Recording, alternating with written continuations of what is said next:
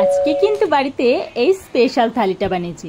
চলো আজকে বাড়িতে কত কিছু করলাম। দেখো, খিচুড়ি যেহেতু খাবো, বেগুনি না হলে হয়, তাই বেগুন কিন্তু নিয়ে নিয়েছি বেগুনি বানানোর জন্য। আর এই গামলাটায় সুন্দর করে বেসনগুলো নিয়েছি। চলো ডাল সিদ্ধটা প্রথমেই করে নিই, ফটাফট প্রথমে ডাল সিদ্ধ করে নিই। আর এই যে ফুলকপি, কর্তামশাই খিচুড়ি খাবে বলে মনে মনে প্ল্যান করে সে কাল রাতেই ফুলকপি বাজার থেকে কিনে নিয়ে এসে তারপরে সে বলছে যে একটু কি তুমি বানাবে বাড়িতে খিচুড়ি, তাহলে আমি আজকে খেয়ে দে তারপরেই অফিসে বেরোবো। ব্যাস যেই মতো বললো সেই মতো কাজ।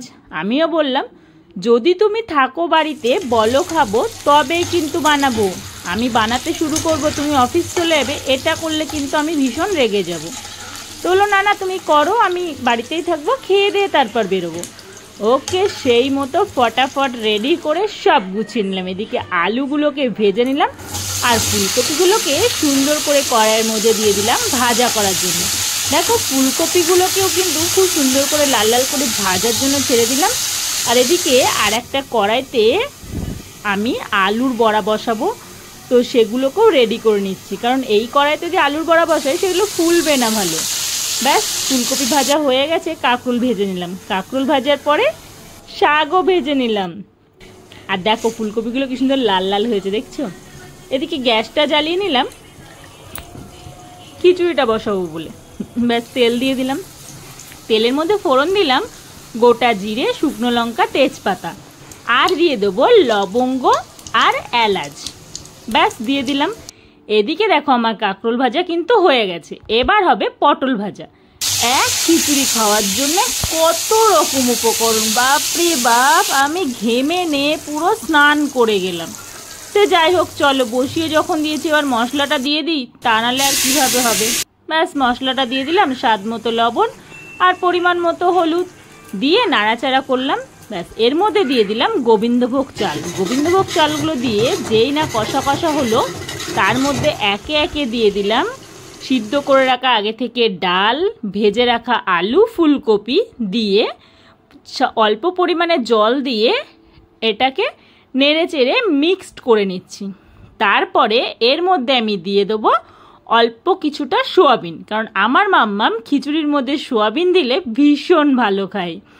তো সে এমনিতে খিচুড়ি খেতে চায় না, কিন্তু সোয়াবিনটা দিয়েছি বলে সে একদম প্রিয় খাবার হয়ে গেছে। ব্যাস এবার দিয়ে দিই আমি জল। ব্যাস এবার খিচুড়িটা হতে থাক, পাশে আমি চলে যাই কড়াইতে, সেখানে বেগুনি ভাজতে হবে যে। ব্যাস খুব সুন্দর করে আস্তে আস্তে বেগুনিগুলোকে আমি ভেজে নিই। দেখো লাল লাল হয়েছে, ফ্লেমটা একটু কমিয়ে দিই, বড্ড জোর দেওয়া আছে, নাহলে যে পুড়ে আবার কালো হয়ে যাবে। তো চলো বেগুনি ভাজা হয়ে গেলে ওগুলোকে তুলে রেখে আমি আবার দিয়ে দিলাম। দেখো একটুখানিকের মধ্যে পুরো লাল হয়ে গেছে একদম। ব্যাস আবার এগুলোকে তুলে নিই। বেগুনি ভাজা কমপ্লিট হয়ে গেলেই কিন্তু আর বাকি থাকছে শুধু আলুর বড়া। আলুর বড়াটা হয়ে গেলেই আমার খিচুড়ির সম্পূর্ণ রেসিপি কমপ্লিট হয়ে যাবে। ব্যাস এদিকে আমার ঘরে একটা বানানো রয়েছে স্পেশাল মশলা, যেটা আমি খিচুড়ির মধ্যে দেব। এটা আমি ঘরে আগে থেকেই সমস্ত মশলাকে রোস্ট করে ঘরে বানিয়ে রেখেছি এবং আলাদা কোটোয় ভরে রেখেছি। যখন আমি খিচুড়ি বানাই তখন সেখান থেকে স্পেশাল মশলাটা দিয়ে দিই, তাতে খিচুড়ির টেস্টটা কিন্তু সম্পূর্ণ চেঞ্জ হয়ে যায় এবং দারুণ লাগে। আর যে বেসনটা বেঁচে গেছিলো সেটা দিয়ে পুরো একটা ডিমের অমলেটের মতো করে নিয়েছি। কি দারুণ না? দেখো প্রত্যেকটা পদ কিন্তু ভাজা হয়ে গেছে। এই সেই খিচুড়ি কমপ্লিট হয়ে গেছে। এবার একটা প্লেটের মধ্যে সাজিয়ে নেবো। আর তার আগে আবার মাম্মামের কাছে গিয়ে জিজ্ঞেস করি কেমন হয়েছে।